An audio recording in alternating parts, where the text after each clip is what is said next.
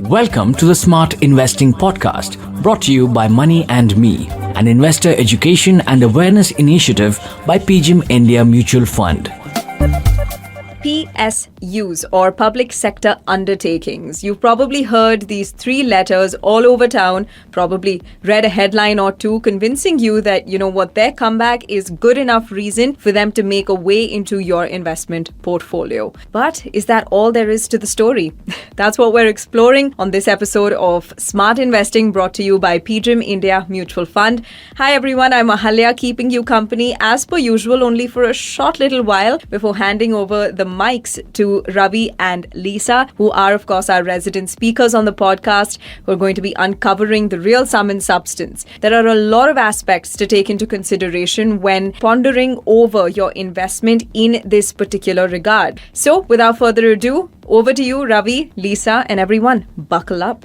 Thanks, Ahalya. Welcome to another episode of Smart Investing. Now, if you remember, in the last two episodes, we discussed how to go about selecting equity funds, and we also covered how active and passive funds can really complement your portfolio. Now, in this episode, we intend to demystify one more popular category of funds, which are called sector and thematic funds, which are really gaining popularity lately. If you've been observing the market, you would have witnessed how PSU shares have been in the limelight in the last 1 year. Now, as investors, one may be tempted to invest in PSU stocks. So this is where sector funds come into play. They invest in one particular sector or theme such as PSU, technology, pharma, and so on. What we have been observing lately is that many fund houses are coming up with thematic and sector funds. I was just looking at the numbers. The AUM in this category has almost increased by 80% in the last 1 year. In fact, in May alone, sector fund category has got net inflows of a staggering 19,200 crore. Now, to dissect this trend further, we have with us Lisa, who will help us understand what role do sector and thematic funds play in our portfolio. So, welcome, Lisa. Hi Ravi, thanks for having me, and I guess once again you have picked such an interesting topic to discuss for us. So Lisa, I'll dive straight in. Do you invest in sector funds, and what are your thoughts about it? So Ravi, sector funds, as you rightly said, have picked up quite a lot of steam in the last year or so. And traditionally, those sector and thematic funds are not like the most popular among individual investors, right? But lately, there has been an increasing traction in this category due to new fund launches which have also happened over the last 1 year or so. Personally, I don't invest in these categories. Honestly, it is important to understand that these funds do well, or rather have done well recently also, but are not meant for all types of investors. They serve a purpose in one's portfolio of being, kind of a return kicker.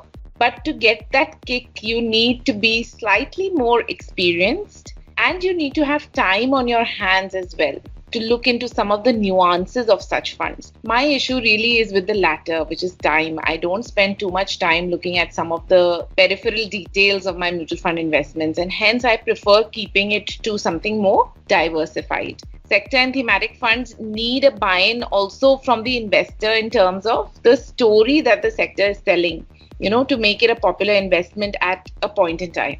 Not all sectors do well at all times. Right, Lisa, you made a very important point on not all sectors doing well at all times. So let me give the audience some numbers so that they can relate to.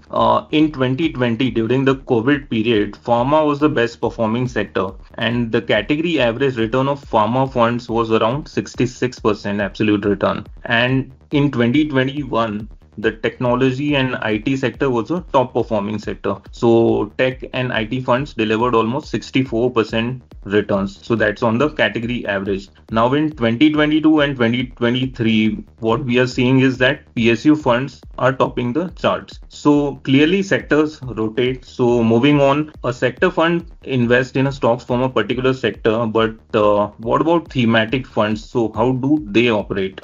Yeah, Ravi, you're absolutely right. So, you mentioned IT sector also. In the last, if you look at the data, it'll show that it's not done as well as as you were saying, your infrastructure funds or PSU funds. It's at the bottom, whereas these funds are at the top. So, sector funds do tend to rotate. and thematics also to an extent. Now, sector funds invest in stocks, like you said, from a defined sector. So a banking sector fund will invest in a portfolio of banks, a pharma sector fund will invest in stocks from healthcare sector and so on. Thematic funds are slightly broader than sector funds. For example, if the theme is consumption, the fund may have stocks from FMCG or banks or even travel. All these do represent the consumption trend in the economy and hence the theme, and stocks of companies are woven around that theme of spending for consumption. So another example could be a theme like energy, which will have stocks from sectors like oil and gas, power, even financials, which are involved in funding energy companies and so on. So I think it's less important really to define what's in the fund, whether it is a sector fund or thematic. What's more important is to understand that choices for stocks in such funds, especially sector funds, are relatively more limited, right? This means that the portfolio is likely to be more concentrated, and that too in just one sector, and hence it's a comparatively riskier proposition as compared to thematic funds. Right. So what I understand is thematic funds have a relatively broader mandate and they can invest in ancillary sectors also, whereas sector funds can only invest in one particular sector. So I would assume that, sector funds will be more riskier than thematic funds. So how do you see the risk aspect of it? Yeah, so, risk is an important discussion. And when you look at just equity as an asset class, the risk in the short term is volatility because listed prices of stocks change on a daily basis. Over time, though, if you are invested in a good quality portfolio, price changes tend to align with the overall earnings growth trend, and that's how returns can compound over longer periods of time. This is for equity in general. Now, when you invest in a sector fund, this applies as well. These two types, like the volatility in short term and earnings quality in the long run, are risks that remain, and there is need to understand that it will be there whether you invest in a sector fund or a thematic fund. But there is an added risk of some change happening. It could be regulatory or macro or demand or raw material based, but some shift in external or internal factors which impacts companies only in that one sector. If the impact is negative, then there will be a similar kind of negative change in stock prices of stocks in that sector. And because your sector fund invests only, in one particular type of sector or stocks, the risk of fall in prices then for that portfolio gets exaggerated. For example, let's say you have a banking sector fund, right, which invests in banks. And in one of the monetary policy announcements, the RBI increases the cash reserve ratio by more than what the market expected or, even unexpectedly. So on this news, the banking stocks across board are likely to correct because of negative sentiment. And hence a banking sector fund on that day will fare worse than a diversified fund. To this extent, thematic funds may be considered less risky than a sector fund, given that they are more diversified. So to your question of, risk in such funds, sector funds are a higher risk than all kinds of diversified equity funds, and thematic funds are higher risk than, regular market cap based diversified funds like large cap or large and mid cap, etc. This is not a technical assessment of risk in a sector or a thematic funds. Rather, it is more about how you can execute your own investment strategy. The technical risk will depend on the actual composition of the scheme itself. Right. So now when I look at these funds, so of course there are 11 category of equity funds and there are other 6-7 categories of hybrid funds. So we have so many plethora of funds. So where do thematic and sector funds really fit into our portfolio of overall, equity allocation? So how would you recommend investors to invest in these funds? So Ravi, at the beginning when we were talking, I did mention that these are not funds which are meant for everyone, and you do require a level of, experience. And that is true because of the enhanced risk that these funds carry. And it's true also because sometimes the opportunity to make money by investing in a particular sector may be more tactical than a strategic kind of allocation. What I mean by that is, in a regular economic cycle of say 7 to 8 years, there are some periods when, because of macro events or the way the demand cycle moves, certain sectors may do better for a given period of time. As we were talking earlier, that infrastructure has been doing well now, and that reflects in those infrastructure kind of funds. If you are, say, working in a particular sector, say like the healthcare sector, and you realize that a regulatory change will be beneficial for the segment, you may want to take exposure to this event through a sector fund. In the immediate time, this new position in your equity investing will perhaps yield above average returns because of the change, because the regulatory change is positive. Over time, though, earnings of the companies will normalize to the change and there is no longer an extraordinary profit to be made. That's the time you may think of exiting the sector fund, as the bulk of the return, thanks to this external regulatory change, has played through. See, you were able to identify this opportunistic or tactical investment because you work in the sector, and others may not be able to spot it, or they may spot it too late. Then what happens is that the entry and exit point of this opportunistic investment in a sector does not match the change itself, and the returns you earn could be disappointing. Take another example of, say, the gold mining companies. This is more an international investment opportunity, but very sector specific. Now, these stocks did well in 2019 and 20, but they've been struggling despite a shoot up in gold prices. So these kind of things do happen in sector funds, and identifying the right moment of entry and exit does become a bit nuanced. So to invest in sector funds, not only do you need to know these details of sectors, but also you have to be able to spot the opportunistic buying and selling to make the most of it. So there is an element of timing. Themes, on the other hand, are likely to have a slightly longer term impact. So they're not as short-term opportunistic investments as sector funds can be sometimes. For example, the consumption theme. This is touted as a multi-year positive for an economy like India, and that opportunity can go on expanding.